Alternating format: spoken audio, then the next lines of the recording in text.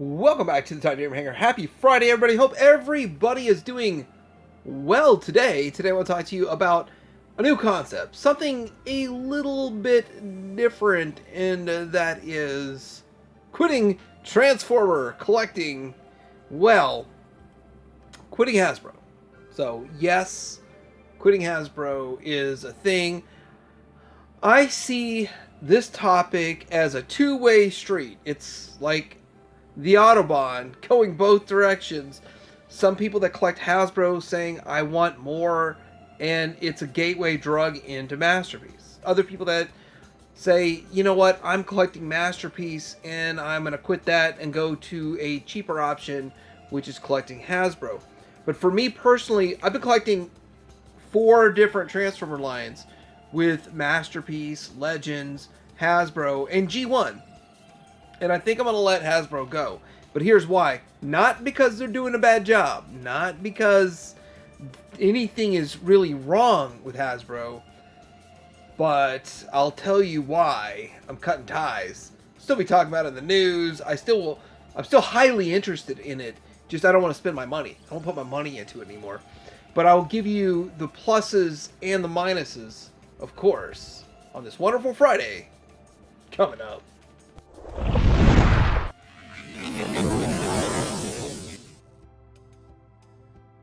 People are going to try to say this is a catfish kind of thing. This is like, oh, you juiced me by saying you're quitting Transformers, but just quitting Hasbro, I don't think it's that big of a deal. Now, for my channel, if you just think about sheer volume, probably 10, if not 20 times more people collect Hasbro. So I should be pushing Hasbro on my channel, but it's not what I truly want anymore. Let's get into Siege. When Siege came out, it had a glimmer of hope. Now, I did not like the Siege designs at all, but they were closer to G1, and I was like, it's like so close, but yet so far.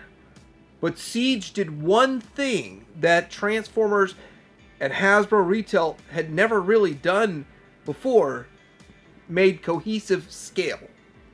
Together we're going to break bread and make scale together and enter Earthrise.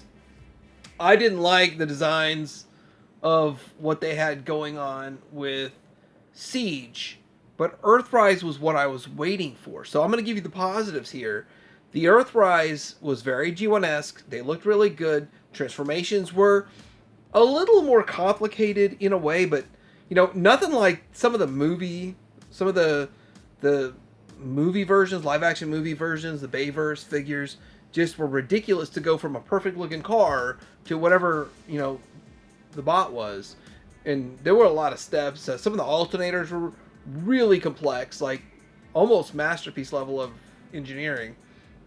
But with these, they're relatively simple. There are some steps to them, but they look good in both modes. Not perfect. And that was another thing. I knew down the road there would be some room for improvement, but they all looked good, if not many of them looking great. Hasbro does give you a price point lower than other options. So let's say with that, the price point is maybe half to a third of what you get with Masterpiece. Now, Masterpiece is my favorite. It's where my heart's been since, well, pretty much 2002. So as much as I kind of think I kind of flex in a different direction and bounce back, it's still there. Masterpiece is where I'm at. But there's no arguing. The literal price point of a Hasbro figure versus a Masterpiece figure is between half and a third of Masterpiece. So price is a positive. Another positive for Hasbro, before, of course, I'm going to get into a lot of negatives, so I gotta praise them a little bit, right? I'm not a Hasbro basher. I'm just a realist. In everything I do, I'm a realist. And I'm open to changing my opinion if things change. But with that, this Megatron is great. It's really great. Even though it doesn't turn into a gun, like, you know, all that. I don't need that in a Hasbro figure. It's still a great figure and I own this.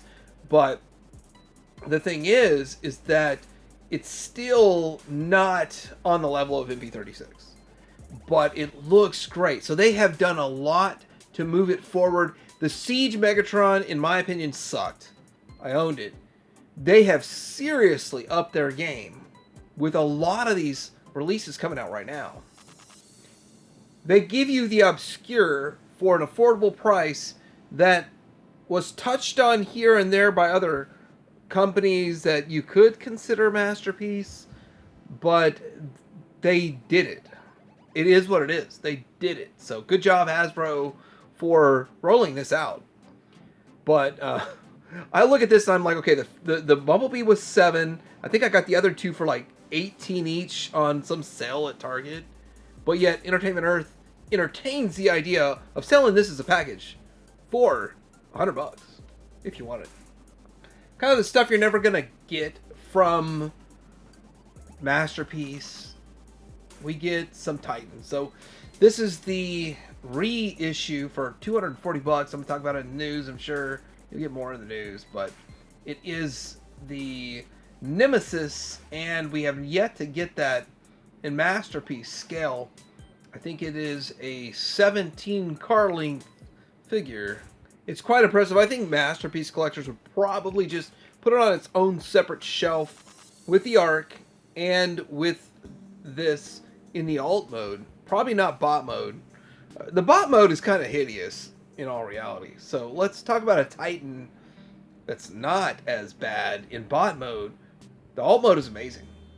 This is where you start to transition into, from the likes to the opportunities, the negatives. Okay, why I'm quitting Hasbro. I will probably be keeping my Titans, though, because of the fact that I don't think I would be in on 8 4-foot tall Titans all around this place, little people populating it. I would probably pick 2. Metroplex and Scorponok is probably those are probably the 2. Doesn't make any sense why those are the 2 I'd pick, but you know, I don't really think I want a Triptychon that's 4 foot tall. I don't think I need all that. This is actually still really big and intrusive at 22 inches. So with that, I think they did a good enough job with Hasbro on their Titans, and most collectors are satisfied with that for space, price, and all that. Starting to get into $1,000 per figure is a deal breaker for some people. $229 is still okay, I guess. But I already paid like $160 for this. Alright, now we're getting to the good stuff. What everybody really clicked on this video for is, why do I want to kind of get away from Hasbro? Why am I kind of done with Hasbro? I'm tired of the incremental minor updates from Hasbro. And I would get a couple of things, get excited for it, buy it, and then be like, what? Now we're buying another one. Now, this is a good example, and most of these pictures I use are going to be from TFW 2005 or TF Source. So both of those are great options. TF Source is my backup. If Showzi's out, I go to TF Source. TFW 2005 is probably the premier news site for Transformers. There's 8 or 12 other good ones out there, but TFW seems to be quick and get the most. But this is one thing I want to say, is that Hasbro, and I think people believe this, they only want to make it so good. And I know Takara is the one doing the engineering. They only want to make it so good so they have room for improvement in the future to sell you another one. To tweak it a little bit more, a little bit better, to make it a little bit better, and then, of course, at a higher price point. The next reason is the price gap between Masterpiece and Hasbro is shrinking.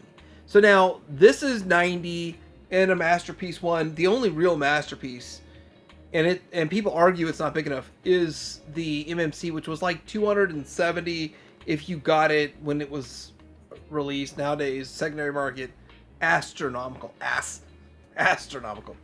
But I gotta say, Skylink's, the $90 Commander class is good, but when it sells out, which I haven't checked, is it sold out? Secondary market goes stupid on this stuff too, to where at the same time, secondary market Hasbro that's sold out rivals Masterpiece, which is crazy. It's insane, but there's a big reason why, because there are more collectors collecting Hasbro, and if they're missing a piece, you're talking 20,000 people looking for the same thing versus MP collectors, maybe only 80 people need that in their collection. My next point is that good does not equal great.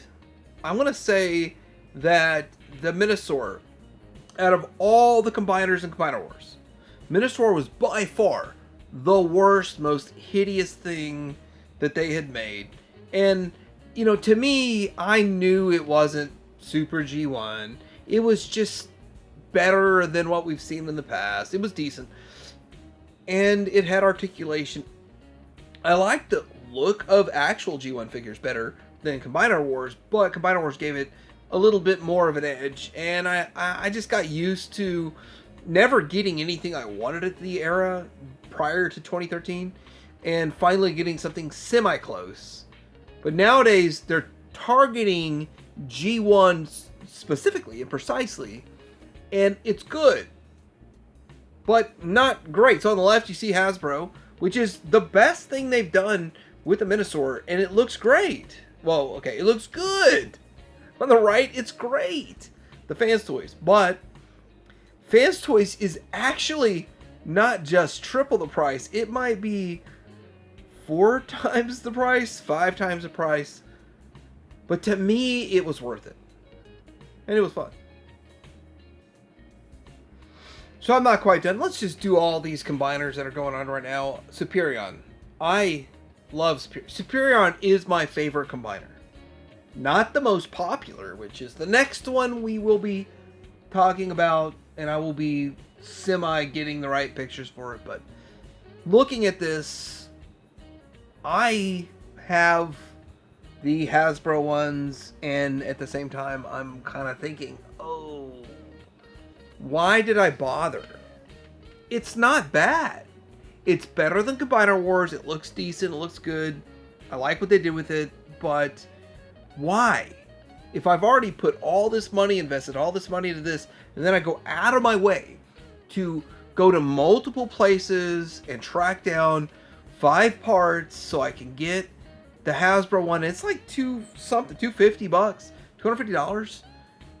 And then I'm like, it's nothing. It doesn't hold a candle to Fans Toys. It still doesn't hold a candle to Zeta. So why am I going out of my way bothering with this? I understand Hasbro collectors get this and it's good, but it's not great. Fans Toys is great. Fans Toys is great, and the upgrade kit, you really could affordably collect it's side by side. If you got the Fans Toys, you just bought the main one, is it Jester, and then you get the upgrade kit for like $100. So you're looking at $500, $250. It's only double the price, and it's way better in combined mode. All right, so I want to throw a caveat out there.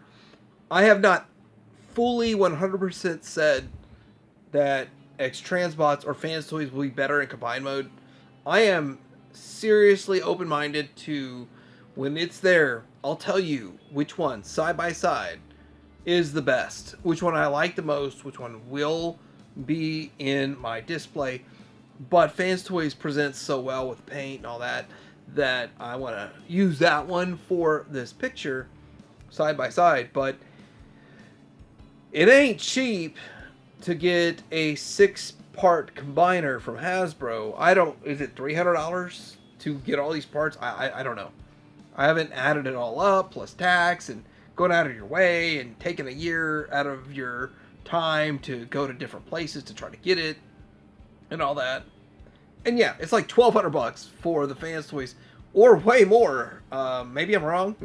Is it gonna be $1,200 when we're done? I don't know. $200 each on average, plus there's 6 of them. All right, so at Shozy store, they're about $160 on average, $140 to $160. $960 versus about $280, I think, is where I came in on this. But so that is about triple the price. But you decide for yourself. Like, is it worth triple the price for the Fans Toys? X-Transbots is a little cheaper. Maybe X-Trans wants to come in around 800. So you decide. But for me, yeah, I'm working on 3 Masterpiece, more or less. And why did I bother with the Hasbro? And, you know, some people love it. I don't think it's a bad option for the Hasbro. But the Masterpiece, both Masterpiece options, I think will destroy it. Hands down. Next, we got this new Thundercracker. It's almost like the Marvel Legends Maximum series getting brought into Transformers, and we're gonna up the price. Ugh. So let's just say on the left we've got the new Seeker, which is very smart from a marketing standpoint. I think they overdid and overplayed their Starscream hand in the past. And now to go to say, let's just Thundercracker, and we're going to put it out first. Or even Skywarp would have been a good one too. Either one, instead of Starscream just hitting us in the head 70 times with 70 different Starscreams, now we've got Thundercracker out first, which is smart. But side by side, even the same company that designed them, the Masterpiece one looks better. This is a KO. It's called Eagle. It sold out, but it was $85. But what's the new price for Hasbro? So it's $43. So just in real terms, you could get this one for $43 or a KO for $85 of the Masterpiece. And even at times, I think it was down to like $60 for the Deformation Space one. That one was great. That's the one I still have in my main display. And that set of Seekers, in my opinion, looks the best. Wish it had more paint, some sheen to it, some shine. But still, at the end of the day, like this price increase to $43 really stopped me in my tracks. Tracks is a good figure too. I really was wanting to get into this and buy all the new Seekers. And when I saw 43, and then it really resonated when I saw it at Walmart on the shelf. Whatever things they had I didn't want, they were 43.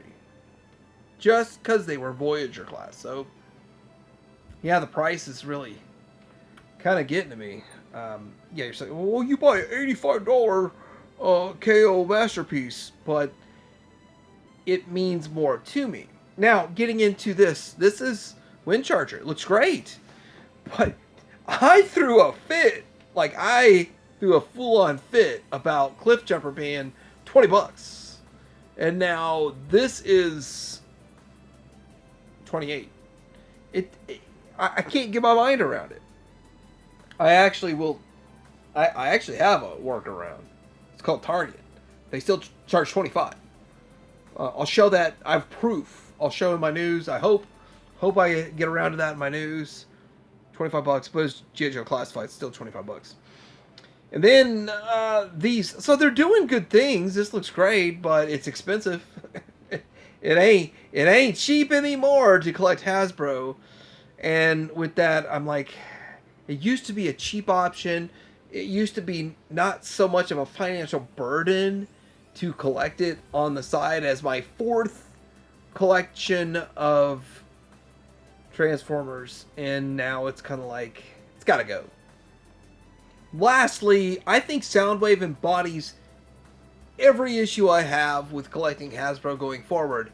It's a partial, slight, minuscule of an improvement over what we've gotten in the past. It is not that much better. It goes from being a Netflix was $40, but you know, around a $40 figure now. It is full on leader class, $60. Leader class went up to $60, I guess, when I wasn't looking. I was looking the other way when that happened.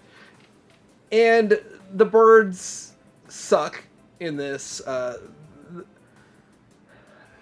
I want that Ravage though. Maybe some really clever person will sell it separately on eBay and I'll buy it. But I mean, this embodies everything I don't like what Hasbro's doing. It looks good. It's not great. It's not amazing. The price is 50% more than the last one. It's like, it doesn't make any sense what they're doing. every single thing that they are doing that's running me off from buying their stuff is embodied in Soundwave. Like, I want to sing them praises, but this is a little bit too far for me. But my Dinobots aren't going nowhere. I'm keeping them bad boys. I like them. Might kick everything else to the curb. Just like, it's out with yesterday's news. But feel free to go watch yesterday's, last week's news video. They're doing some stuff, or have done some stuff, that Masterpiece is afraid of. They're scared of. Because, you know what? Finances have to work to make a figure. Eventually, they'll get to it, though. Here's looking at you, X-Transbots. So anyway, I am pretty much stopping with Hasbro. There might be 4 figures I buy in 2026, or less. Or maybe 0. I'm actually thinking I'm closer to 0. It's really going to be easy to walk by Hasbro from now on. For me personally, because of what Masterpiece has done so well. But, if I offended you, please leave multiple comments down below. It helps the channel out. Like and subscribe. And TH and support your viewer at Show Z. Teddy Hanger out.